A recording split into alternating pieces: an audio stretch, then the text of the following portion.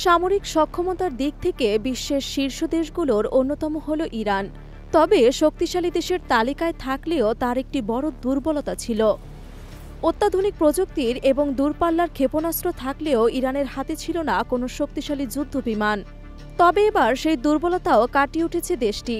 জানা গেছে ইরান ইতোমধ্যেই রাশিয়ার কাছ থেকে ভয়ঙ্কর সুখোই ৩৫ ও সুখোই ৩০ যুদ্ধবিমান হাতে পেয়েছে।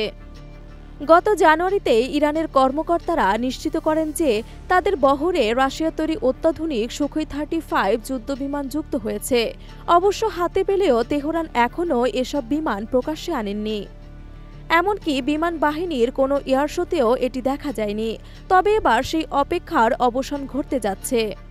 জানা গেছে চলতি মাসের ১৯ তারিখে অত্যাধুনিক এসব যুদ্ধবিমানগুলো প্রকাশ্যে আনার প্রস্তুতি নিচ্ছে তেহরান।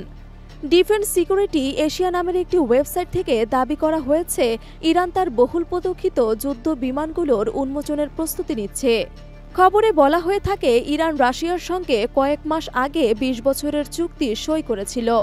এতে দুই দেশের সামরিক সম্পর্ক আরও জোরদার হয়েছে। তারই ধারাবাহিকতায় রাশিয়ার অত্যাধুনিক সুখোই ৩৫ যুদ্ধবিমান হস্তগত হয়েছে ইরানের।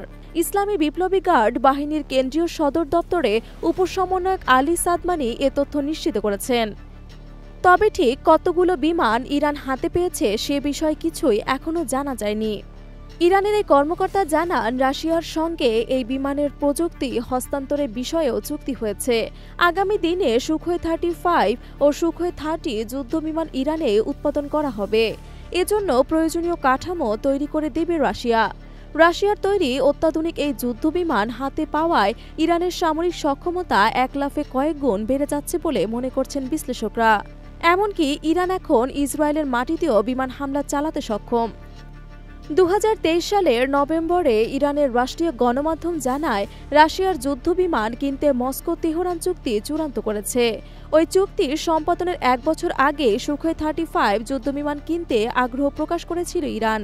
দেশটির কর্মকর্তারা সাম্প্রতিক বছরগুলোতে বারবার জানিয়েছিলেন রাশিয়া বেশ কিছু সুখোই ৩৫ বিক্রি করবে।